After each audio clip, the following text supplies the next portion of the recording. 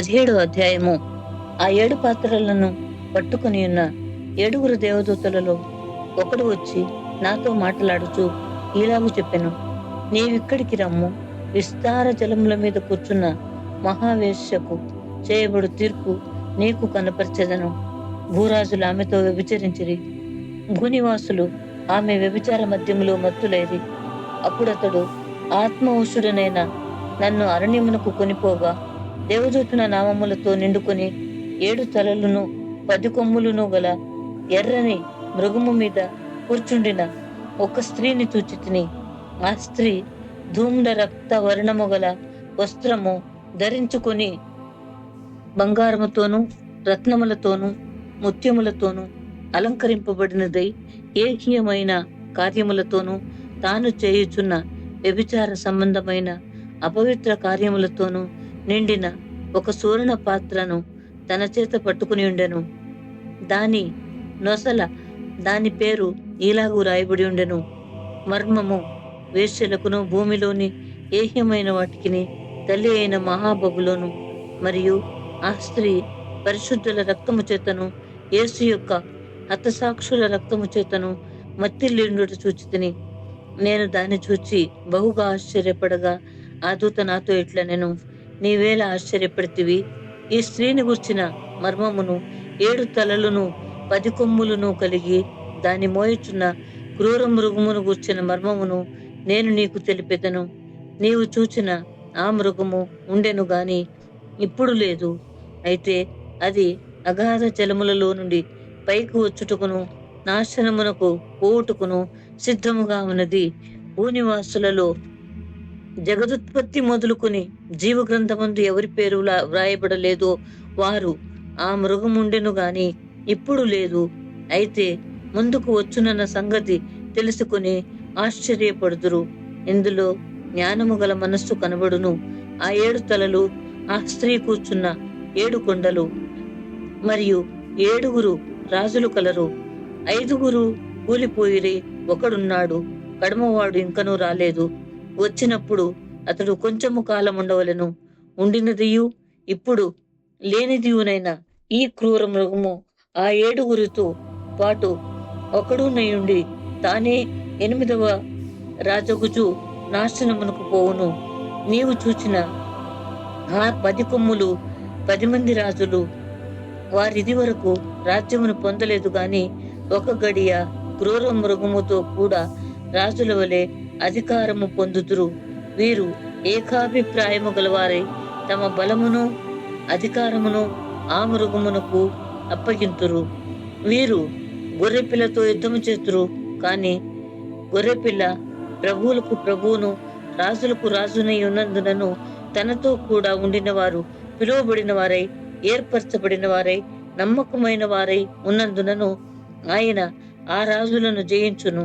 మరియు ఆ దూత నాతో ఇలాగు చెప్పెను, ఆ వేశ్య కూర్చున్న చోట నీవు చూచిన జలములు ప్రజలను, జన సమూహములను, జనములను, ఆయా భాషలు మాట్లాడు వారిని సూచించును. నీవు ఆ 10 కొమ్ములు గల ఆ మృగమును చూచితివే. వారు ఆ వేశ్యను ద్వేషించి దానిని దిక్కులేని దానిగాను దిగంబరిగాను చేసి దాని మాంసము భక్షించి అగ్ని చేత దానిని బొత్తిగా కాల్చివేతురు. దేవుని మాటలు నెరవేరు వరకు వారు ఏకాభిప్రాయము గలవారై తమ రాజ్యమును ఆ మృగమునకు అప్పగించుట వలన తన సంకల్పము కొనసాగించున్నట్లు దేవుడు వారికి బుద్ధి పుట్టించెను. మరియు నీవు చూచిన ఆ స్త్రీ భూరాజుల నేలు ఆ మహాపట్టణమే. అధ్యాయం 18. అటు తర్వాత మహాధికారము గల వేరొక దూత పరలోకము నుండి దిగివచ్చుట చూచితిని. అతని మహిమ చేత భూమి ప్రకాశించెను. అతడు గొప్ప స్వరముతో ఆర్భటించి ఇట్లనెను, మహాబబులోను కూలిపోయెను, కూలిపోయెను, కూలిపోయెను. అది దయ్యములకు నివాస స్థలమును, ప్రతి అపవిత్రాత్మకు ఉనికి పట్టును, అపవిత్రమును అసహ్యమునైన ప్రతి పక్షికి ఉనికి పట్టును ఆయను. ఏలైనగా సమస్తమైన జనములు మహోద్రేకముతో కూడిన దాని వ్యభిచార మద్యమును త్రాగి పడిపోయిరి. భూరాజులు దానితో వ్యభిచరించిరి. భూ లోకమందలి వర్తకులు దాని సుఖభోగముల వలన ధనవంతులైరి. మరియు ఇంకొక స్వరము పరలోకము నుండి ఇలాగు చెప్పగా వింటిని, నా ప్రజలారా, మీరు దాని పాపములలో పాలివారు కాకుండానట్లును, దాని తెగుళ్లలో ఏదియు మీకు ప్రాప్తింపకుండానట్లును దానిని విడిచిరండి.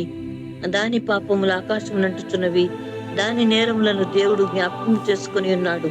అది ఇచ్చిన ప్రకారము దానికి ఈయుడి, దాని క్రియల చొప్పున దానికి రెట్టింపు చేయుడి. అది కలిపిన పాత్రలో దాని కొరకు రెండంతలు కలిపి పెట్టుడి.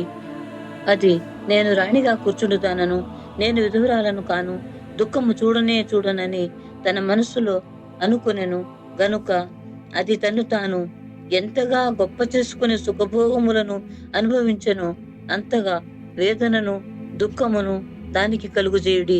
అందుచేత ఒక్క దినముననే దాని తెగుళ్ళు అనగా మరణమును దుఃఖమును కరువును వచ్చును. దానికి తీర్పు తీర్చుతున్న దేవుడైన ప్రభు బలిష్ఠుడు గనుక అది అగ్ని చేత బొత్తిగా కాల్చివేయబడును. దానితో వ్యభిచారము చేసి సుఖభోగములను అనుభవించిన భూరాజులు దాని బాధ చూచి భయాక్రాంతులై దూరమున నిలువబడి దాని దహన ధూమమును చూచునప్పుడు దాని విషయమై రొమ్ము కొట్టుకొనుచు ఏడ్చుచు, అయ్యో అయ్యో బబులోను మహాపట్టణమా, బలమైన పట్టణమా, ఒక్క గడియలోనే నీకు తీర్పు వచ్చెను గదా అని చెప్పుకొందురు. లోకములోని వర్తకులను ఆ పట్టణమును చూచి ఏడ్చుచు తమ సరుకులను అనగా బంగారు, వెండి, రత్నములు, ముత్యములు, సన్నపు నారబట్టలు, ఊదారంగు బట్టలు, పట్టుబట్టలు, రక్తవర్ణపు బట్టలు మొదలైన సరుకులను, ప్రతి విధమైన దబ్బమ్రానును, ప్రతి విధమైన దంతపు వస్తువులను, మిక్కిలి విలువ గల కర్ర, ఇత్తడి, ఇనుము, చలువరాళ్ళు మొదలైన వాటితో చేయబడిన ప్రతి విధమైన వస్తువులను, దాల్చిన చెక్క, ఓమము, ధూపద్రవ్యములు, అత్తరు, సాంబ్రాణి, ద్రాక్షారసము, నూనె, మెత్తని పిండి, గోధుమలు, పశువులు, గొర్రెలు మొదలగు వాటిని, గుర్రములను, రథములను, దాసులను, మనుష్యుల ప్రాణములను ఇక మీదట ఎవడునూ కొనడు. నీ ప్రాణములకు ఇష్టమైన ఫలములు నిన్ను విడిచిపోయెను. రుచ్యమైనవన్నీయు దివ్యమైనవన్నీయు నీకు దొరకకుండా నశించిపోయినవి. అవి ఇక మీదట కనబడవని చెప్పుకొనుచు దాని గూర్చి దుఃఖపడుదురు.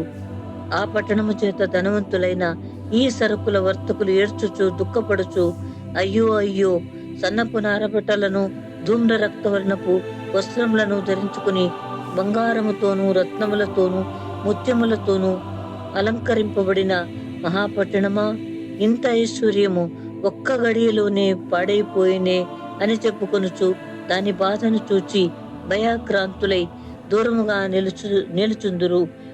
ప్రతి నావికుడును, ఎక్కడికైనాను సబరు చేయి ప్రతివాడును, ఓడవారును, సముద్రము మీద పనిచేసి జీవనము చేయి వారందరూ దూరముగా నిలిచి దాని దహన ధూమమును చూచి ఈ మహాపట్టణముతో సమానమైనదేది అని చెప్పుకొనుచు కేకలు వేసి తమ తలల మీద దుమ్ము పోసుకుని ఏడ్చుచు దుఃఖించుచు, అయ్యో అయ్యో, ఆ మహాపట్టణము, అందులో సముద్రము మీద ఓడలు గలవారందరూ దాని అందలి అధిక వ్యయము చేత ధనవంతులైరి, అది ఒక్క గడియలోనే పాడైపోయినే అని చెప్పుకొనుచు కేకలు వేయుచుండిరి. పరలోకమా, పరిశుద్ధులారా, అపోస్తలులారా, ప్రవక్తలారా, దానిని గూర్చి ఆనందించుడి. ఏలయనగా దాని చేత మీకు కలిగిన తీర్పుకు ప్రతిగా దేవుడు ఆ పట్టణమునకు తీర్పు తీర్చి ఉన్నాడు. తరువాత బలిష్ఠుడైన ఒక దూత గొప్ప తిరుగటి రాతి వంటి రాయి ఎత్తి సముద్రంలో పడవేసి, ఇలాగూ మహాపట్టణమైన బబులోను వేగముగా పడద్రోయబడి ఇక ఎన్నటికీ కనబడకపోవును.